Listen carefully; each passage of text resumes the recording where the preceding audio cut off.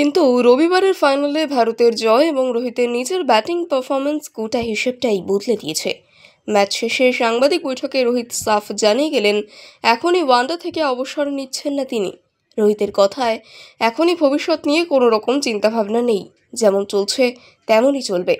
রোহিত বলে দিলেন, ভারতের হয়ে খেলাটা উপভোগ করি, এটা আমাদের জন্য গর্বের ব্যাপার। সবাই সেই গর্বের জন্য খেলে। ফলাফল কখনো পক্ষে যাবে, কখনো বিপক্ষে যাবে, কিন্তু নিজেদের ভূমিকা সবাই পালন করবে। ভবিষ্যৎ প্রকল্প নিয়ে রোহিতের বক্তব্য, ভবিষ্যৎ পরিকল্পনা নেই। শেষ দুটো আইসিসি টুর্নামেন্টে আমরা অপরাজিত থেকে জিতেছি।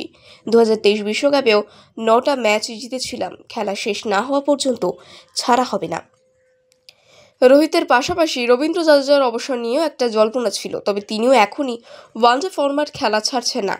ম্যাচের পর জাদেজা সম্প্রচারকারী সংস্থার সঙ্গে কথা বলেছেন, তাতে অবসরের কোনো ইঙ্গিত দেননি। কিন্তু রবিবারের ফাইনালে ভারতের জয় এবং রোহিতের নিজের ব্যাটিং পারফরম্যান্স গোটা হিসেবটাই বদলে দিয়েছে।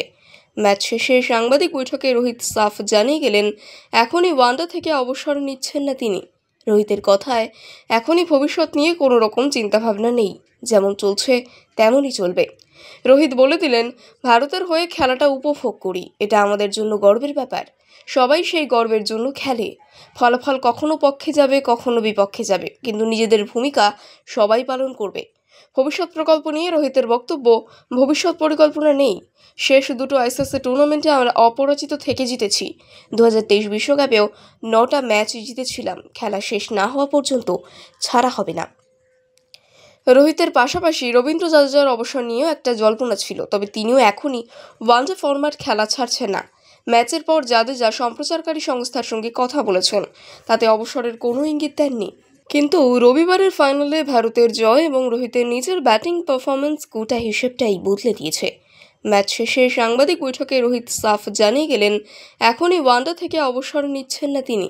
রোহিতের কথায় এখনই ভবিষ্যৎ নিয়ে কোনো রকম চিন্তাভাবনা নেই, যেমন চলছে তেমনই চলবে। রোহিত বলে দিলেন, ভারতের হয়ে খেলাটা উপভোগ করি, এটা আমাদের জন্য গর্বের ব্যাপার। সবাই সেই গর্বের জন্য খেলে। ফলাফল কখনো পক্ষে যাবে, কখনো বিপক্ষে যাবে, কিন্তু নিজেদের ভূমিকা সবাই পালন করবে। ভবিষ্যৎ প্রকল্প নিয়ে রোহিতের বক্তব্য, ভবিষ্যৎ পরিকল্পনা নেই। শেষ দুটো আইসিসি টুর্নামেন্টে আমরা অপরাজিত থেকে জিতেছি। 2023 বিশ্বকাপেও 9টা ম্যাচ জিতেছিলাম। খেলা শেষ না হওয়া পর্যন্ত ছাড়া হবে না। রোহিতের পাশাপাশি রবীন্দ্র জাদেজার অবসর নিয়েও একটা জল্পনা ছিল, তবে তিনিও এখনই ওয়ানডে ফরম্যাট খেলা ছাড়ছেন না।